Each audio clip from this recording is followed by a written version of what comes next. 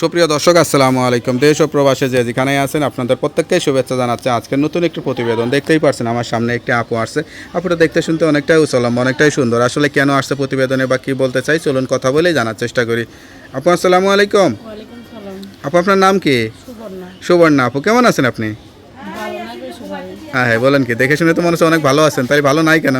না ভাই বেশি ভালো না, দেখা বুঝে গেলে কি হবে, মুখে হাসি থাকলে ভিতরে তো অনেক কষ্ট। কিসের কষ্ট নিয়ে আসছেন আজকে? অনেকটাই কষ্ট যে হলো বাবা মা নাই, বাবা মা ফালাই দিয়ে চলে গেছে, পরের কাছে থাকি, কুকুর বাসায় থাকি, অনেক অত্যাচার করে, অনেক কষ্ট দেয়, কাজে গেলে খাইতে দেয়, কাজে না গেলে খাইতে দেয় না, অনেকটাই অত্যাচার করে, এই কারণে প্রতিবেদন আসছি।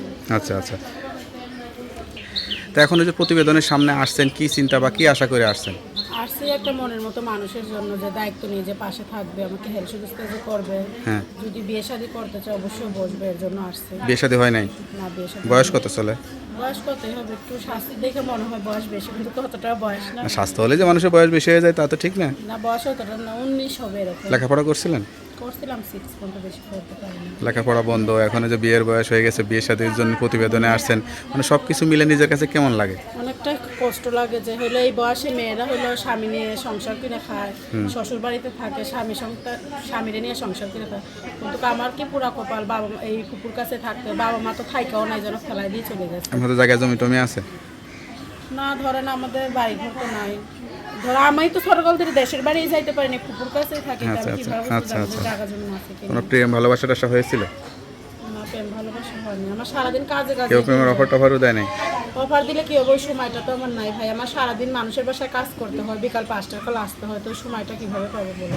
আচ্ছা আচ্ছা আর মানুষে বলে যে হলো বিয়ে শাদী করতে আসলে যে যৌতুক চায়, তা আমার তো ওরকম সামর্থ্য নাই যৌতুক দেওয়ার, এর জন্য এর কারণে আমার যৌতুক চাই কি কারণে? আপনি তো সব দিক থেকে ফিট আছেন, তাহলে যৌতুক চাই কেন? চাই কেন, সেটা হলো তারা জানে যে গরিব আমি, আমার বাবা মা নাই, তার এর জন্য যে যৌতুক চায়।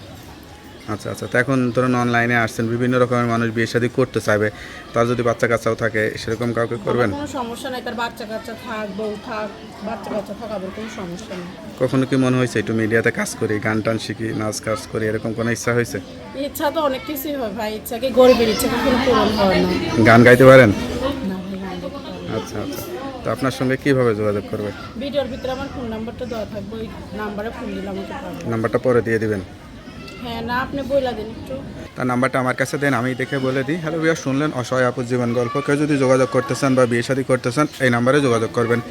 আপনার নাম্বারটি হচ্ছে 017709865150। যাক, নাম্বারটা খোলা রাখবেন, অবশ্যই 5 ওয়াক্ত নামাজ কালাম পড়বেন, আল্লাহর কাছে চাইবেন যে আল্লাহ কষ্ট দিচ্ছে সে আল্লাহ আপনার জীবনে সুখ দেবে। আর কিছু বলতে চান? আর কিছু বলতে চাই কি ভাই, আমি চাই যেন আমার জীবনে একটা ভালো একটা মানুষ আসে, যেন আমার দুঃখ কষ্ট বুঝে, যেন আমাকে ভালোভাবে রাখতে পারে, যেন ওরকম একটা মানুষ চাই। তোকে আপু ভালো থাকেন, দোয়া করি আপনার মনে আশা পূরণ হোক। আসসালামু আলাইকুম।